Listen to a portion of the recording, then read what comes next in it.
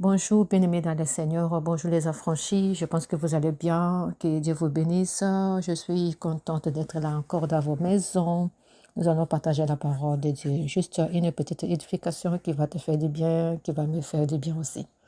Je vais prier, Seigneur, merci pour ce temps d'édification que nous recommandons entre tes deux saintes mains. Nous prions, Seigneur, que tu nous parles, que tu nous édifies dans le nom de Jésus-Christ. Amen.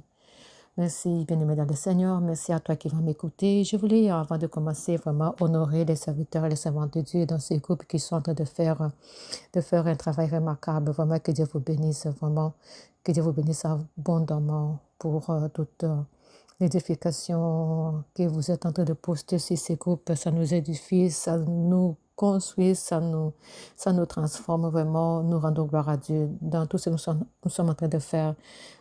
Que la gloire revienne à lui, c'est notre Seigneur, notre Dieu, qui nous a tous mis ensemble. Amen.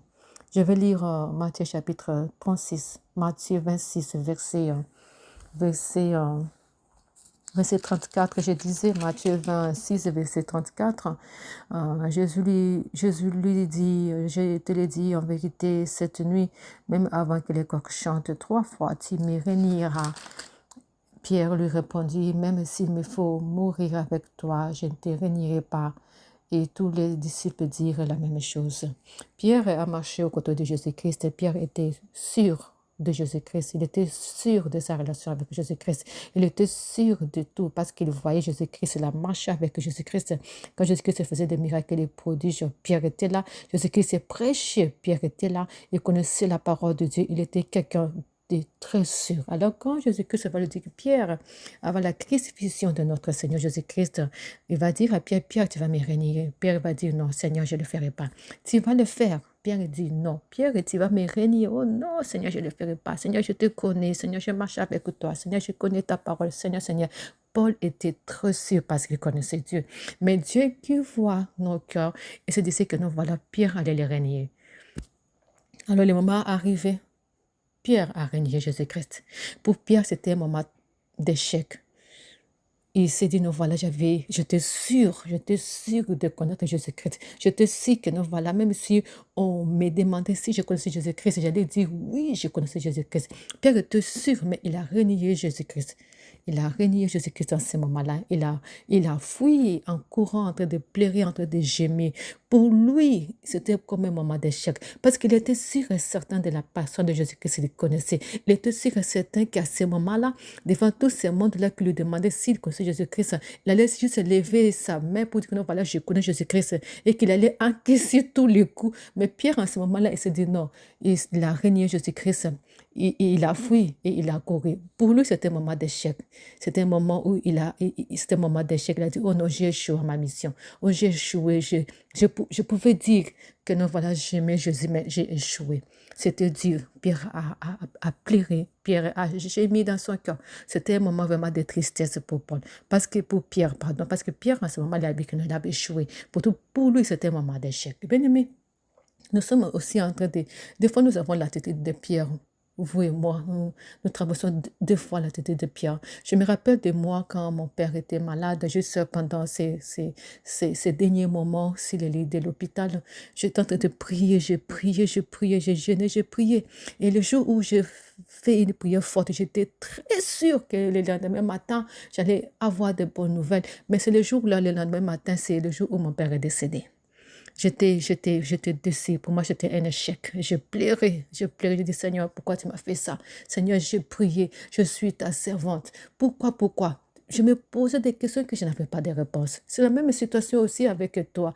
La même situation aussi avec moi. Tu es devant une situation quelconque, tu es en train de prier pour un cas et tu pries le lendemain, la personne est décédée. Tu dis, mais Seigneur, qu'est-ce qui se passe? Je suis ton serviteur. Ou bien tu étais enceinte, tu as porté une grossesse jusqu'à 9 mois. Arrivé à terme, tu as perdu cette grossesse-là. Seigneur, qu'est-ce qui se passe? Pourquoi moi? Et tu te poses la question, pour toi c'est un moment d'échec, pour toi c'est un moment d'échec, un moment que tu n'arrives pas à supporter. Tu commences à te poser les questions, Seigneur, qu'est-ce qui se passe? Seigneur, pourquoi tu m'as fait ça? Seigneur, je suis ton serviteur, Seigneur, je suis ta servante.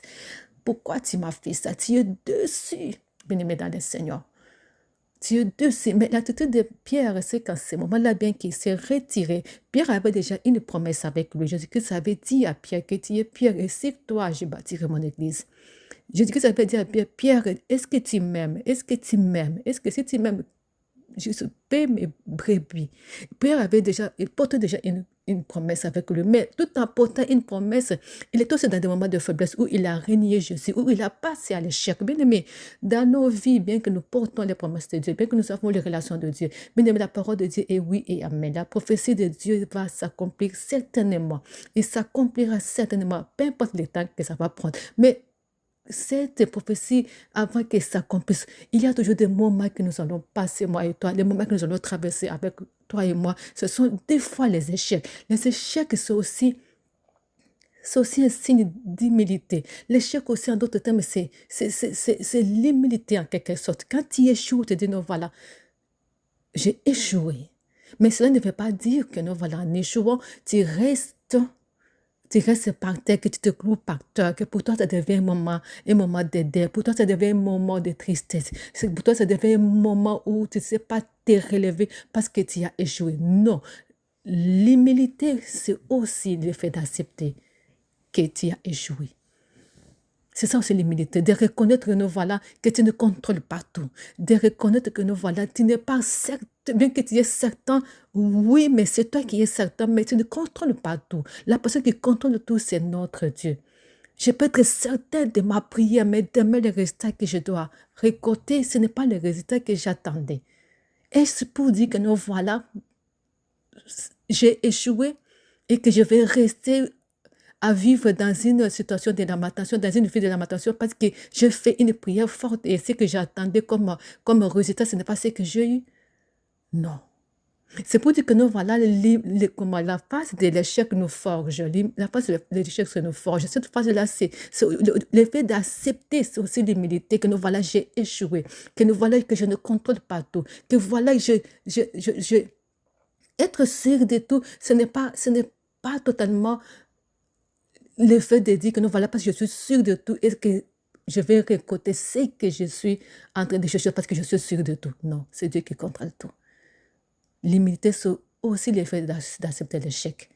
Pierre a accepté l'échec. En acceptant l'échec, il a couru en pleurant, mais il n'a pas abandonné. Hein. Il a pleuré, mais il est revenu en train de suivre Jésus-Christ. Il est retourné sur les pas de Jésus-Christ et il était là.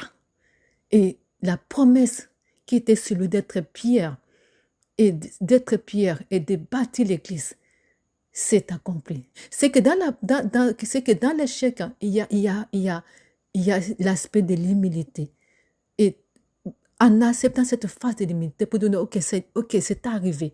Je ne lâche pas le Seigneur. Je m'accroche à Dieu. Je continue sur le chemin de la parole de Dieu. Je continue à suivre Dieu.